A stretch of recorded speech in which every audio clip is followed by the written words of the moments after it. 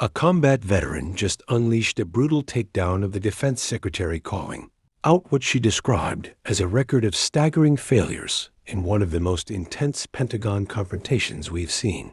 Senator Duckworth. Thank you, Mr. Chairman. In response to my colleague from Oklahoma, I believe the Secretary of Defense has just responded last week and admitted that the $1 billion mission that he led against the Houthis, who do not have a Navy, has not restored the transit of U.S. flag commercial vessels through the Red Sea, and in fact has resulted in the loss of 2 F-18 Hornets to the tune of $60 million apiece, as well as, I believe the last count was 7 Reaper drones to the tune of another $200 million. You are blowing through money like my fellow cadets and I did in our First Liberty after basic camp. Luckily, I didn't end up with a questionable tattoo.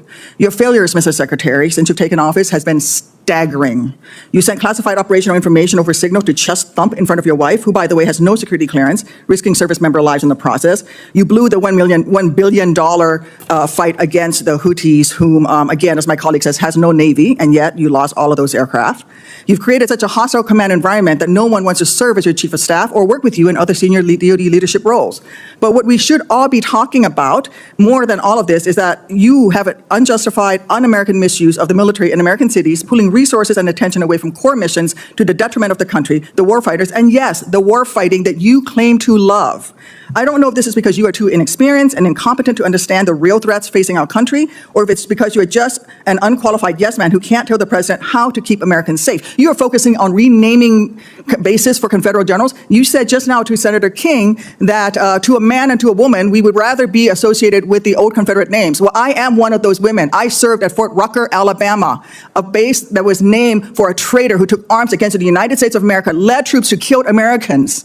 It was renamed for Mike Novosel, a Medal of Honor recipient, who in his citation for the Medal of Honor includes that he saved 29 American lives, to include hovering backwards in a helicopter towards an enemy bunker where a wounded American was laying and saved that person, including after being taken fire himself. I know a little something about what it takes to fly a helicopter when you've been hit by enemy fire.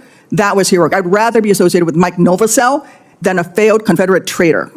I don't know whether you are inexperienced or too incompetent, but I wonder when you will actually focus on our nation's warfighting mission. We know that California is just a deliberate, systematic, political, and dangerous campaign led by you. We should not be using our military to play cops against Americans. General Kane, as chairman, a key part of your job is to coordinate military planning across the joint force. Is the department currently incorporating into any military plans expanding the use of the reserve forces to include the National Guard or active duty troops to support domestic law enforcement, including in other locations in the United States?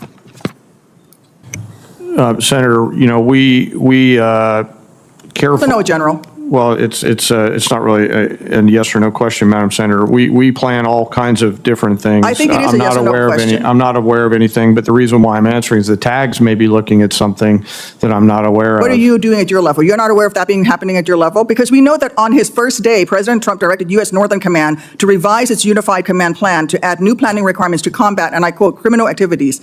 A series of follow-up executive orders continue to redirect DoD priorities to supporting domestic law enforcement, including one in April that tells DoD, and I quote, use national security assets for law and order. In other words, do law enforcement's job. I'd like to enter these executive orders into the record, Mr. Chairman. Is there objection? Without objection, so ordered. Secretary Hegseth, you say you are focused on warfighting and warriors. These are your words. Yet you are diverting untold DoD resources and attention to a fundamentally non-military mission of domestic policing. Across the country, we have qualified police officers who are trained for that mission. They know those streets better than the Marines you deploy to Los Angeles, who normally focus on the Indo-Pacific. And you recently approved 700 more troops in 3 other states to do admin and logistics works for ICE. You say all of this is valuable training, but I would much rather have our troops do tough, realistic training relevant to high-end combat. Instead of typing in spreadsheets for ICE, they should be conducting live fire maneuver exercises. Instead of patrolling American neighborhoods and standing in front of federal buildings, they should be rehearsing call for fire missions. We have local police who can stand in front of those federal buildings. And the list of distractions goes on. You are encouraging the DoD workforce to go work for DHS in increasing numbers. You're pulling the military away from facing foreign enemies who literally say things like death to America. And you're putting troops with weapons aimed at Americans. Mr. Secretary, let the military get back to its real job. Stop forcing them to do DHSs. And if you want to be DHS Secretary, maybe you can apply for that job when you're fired from this one due to your incompetence. When Tammy Duckworth speaks on military leadership, people in Washington listen, and for good reason. As a decorated combat veteran who lost both legs in Iraq, her perspective comes from real experience, not theory. So when she confronted Pete Hegseth, this wasn't routine political criticism. It was a serious challenge to his leadership. Duckworth outlined what she described as a pattern of failures, starting with a costly military operation in Yemen.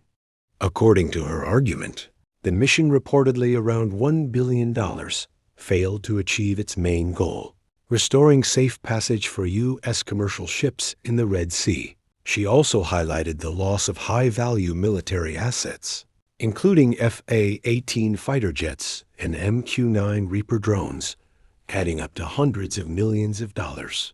And that raises a critical question. If the objective isn't achieved and the costs are that high, what does that say about the strategy behind it?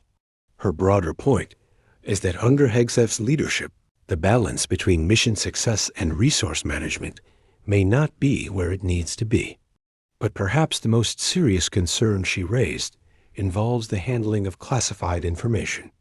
Duckworth alleged that sensitive operational details may have been shared over an unsecured platform, potentially in the presence of individuals without proper clearance. If true, that could represent a significant breach of protocol with real consequences for service members. In the end, this wasn't just a tense exchange. It was a moment that raises bigger questions about accountability, decision-making, and leadership at the highest levels of the Department of Defense.